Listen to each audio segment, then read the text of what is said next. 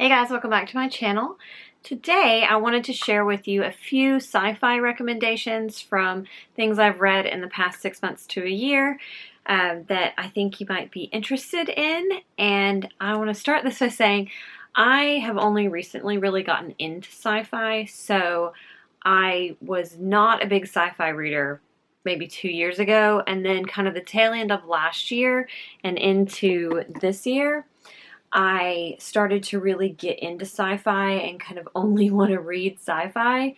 So these are a couple of the books that I've read recently that have just really energized me that I wanted to share with you guys. So I want to start off with one of the ones that really surprised me that is kind of an older work of science fiction, and that is The Inverted World by Christopher Priest. This is a science fiction masterworks edition, which I friggin' love these editions. I learned about them on Rachel from Colonnati's channel. Amazing. Which, if you're looking for more sci-fi recommendations, I highly recommend you check out Rachel's channel. I will link it up in a card because she is where I find a ton of sci-fi recommendations.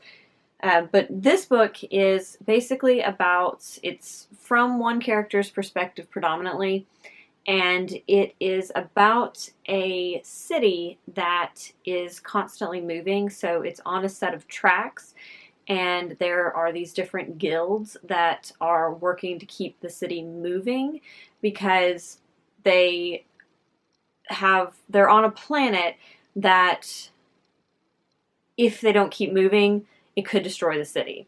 So basically that's the premise of it, is if the city doesn't move, then the city will be destroyed. And so these guilds operate sort of in secrecy at first, and then later on in the book things start to break down a little bit. And it is a really fascinating read. So it is a little bit character focused, so you get a lot of the main character's point of view and him trying to figure out what's happening and why the city has to move and all of this. But you also kind of get this, what feels a little bit like mob mentality in the way that they think about the city and the way the city interacts with the world around them, and how it's all for the good of the city. And it's very interesting. So there's a lot of kind of layers to this story, and there is a big twist near the end that, hilariously, the book says is one of the trickiest and most astonishing twist endings in modern science fiction. I didn't think it was that tricky or astonishing, but it does kind of flip what you're thinking on its head. So it is interesting, but I definitely recommend this. I think this is an easy book to get into as far as the reading style, and it isn't super heavy in the kind of science aspects. There are more science aspects than, say, some other kind of space opera kind of books, but this all takes place on a planet, so it's not a space science fiction. So it takes place on a planet, which kind of gives it a different twist from some of the other science fiction novels out there. So the next one is one of those books that kind of skims the line of literary fiction and science fiction. So I don't know that everyone would consider this science fiction, but I feel like it has enough science fiction elements that it fits. So that is Neon Green by Margaret Wappler. So this book is basically, it's another science fiction book that's set on planet, and it is about a family that, so the whole family is very natural, holistic. The dad especially is very into the environment and keeping everything clean, and it's kind of like an alternate reality too, because it's set in the 80s. And so basically you can enter a contest to have a spaceship come land in your backyard and stay for a certain number, like a year or a few months. And so they end up with a spaceship living in their backyard because the son entered a contest and they won, but he didn't tell his dad, and so his dad's really mad about it because obviously he thinks that there's something toxic about the spaceship and he doesn't agree with it. He thinks it's harming the environment. But the spaceship comes because once you have entered the contest, you've waived your rights to have it leave, or to not have the spaceship be there. So it comes, and it's basically belching green goo into their yard. It is, making crazy noises, flashing lights, And the dad, one of the funniest part of it is the dad has them keep like a log of the spaceship's activity, which is hysterical because it quickly goes off the rails. And meanwhile, the dad is kind of participating in this Earth Day celebration, like getting it ready in this local park. And really, what it follows is the family dynamic and how the spaceship comes into their life and causes all these problems, but really the problems were kind of already there and it just exacerbates it.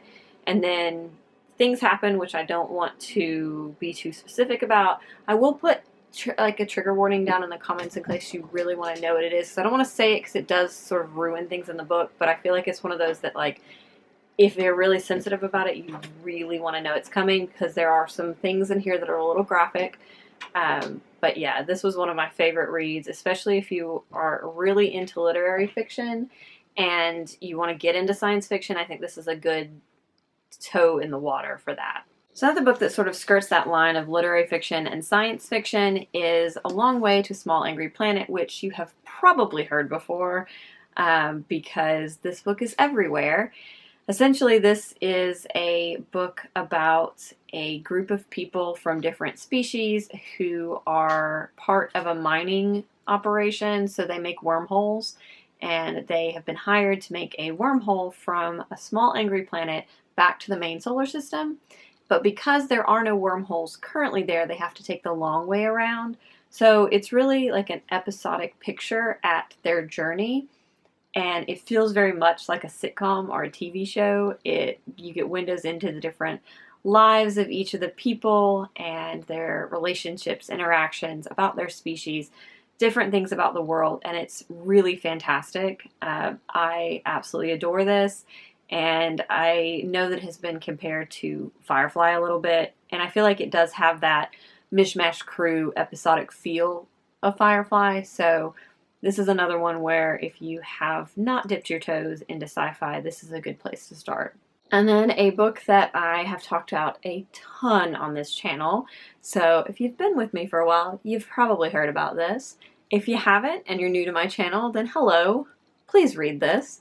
This is Behind the Throne by KB Wagers, and it is the first book in a trilogy that follows Hale Bristol, who is an empress, well, a princess turned gun runner who gets forcibly dragged back to her home planet to assume her rightful place as heir to the throne. It's amazing. She is this like gun-toting badass who is just take no prisoners kind of person, but she's also shows emotion, which I think is amazing because a lot of times, especially in science fiction, you have characters who are really like strong characters but don't necessarily ever show emotion, or you have, you know, female characters that aren't necessarily very strong but are always emotional. So I love the fact that this is very real. Like, she's very much like a real rounded human being, and I love the other characters' relationships in this. She has a really good cast of characters surrounding Hale that are amazing, and this is just such a good book about kind of revenge and what it takes to be a leader and all of that. So this is a trilogy that I love. If you are into audiobooks, the audiobooks for these are incredible. And then the last one might give you a little giggle, but I am still including it because I just think about this book all the time. And that is the Hork-Bajir Chronicles by K.A. Applegate. It's part of the Animorphs series, but it's not part of the like numbered series books. So if you haven't really read anything in the Animorphs world, you can still read this, and it operates as its own standalone book, really. All of the Chronicle books do. So what this is basically a story about the Hork-Bajirs and how they became and how they fell into their place in this Yeerk invasion of Earth. So you're following this Andalite who is the daughter of a kind of big Andalite warrior who has sort of been exiled to the Hork-Bajir planet to keep an eye on them because they think nobody cares about this planet. These are really docile, you know, brainless species, and so they're sent there just as kind of like a throwaway. And then it's about the incredible relationship that develops between the Andalite daughter and one of the Hork-Bajir, who is like the seer of their generation. And you get this really beautiful picture of the Hork-Bajir race and kind of like the technology aspect of the Andalite race. But you also get just this incredible story about how, like, I don't know, it feels like, you know, how an invasion happens, how people taking for granted or not listening to those young voices can cause the downfall of a civilization. And it's just so fascinating. I think it has a lot of merit in today's world, just like thinking about it as a political narrative brings a completely different message into it. And I think that's kind of what she was trying to do. And it's just really good. It's obviously, it's a middle grade book, but it's one of those middle grade books that really teaches you something. So I encourage you to pick it up, even if you're not interested in reading the rest of the Animorph books. And you might get interested in the Animorphs books, which are really fun. This is also a good one to buy for a kid.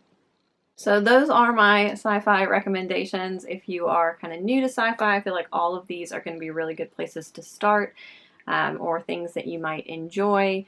And I would love to hear some recommendations that you have. I'm always looking for new sci-fi books to get into. I have a few on my radar that I'm very excited about, including obviously the third book in the Becky Chambers kind of companion books for A Long Way to a Small Angry Planet. Really looking forward to that. I think I actually accidentally pre-ordered it. Don't ask me how that happens. But yes, I hope you guys are having a wonderful day. If you like this video, give it a thumbs up, and I will see you next time. Bye!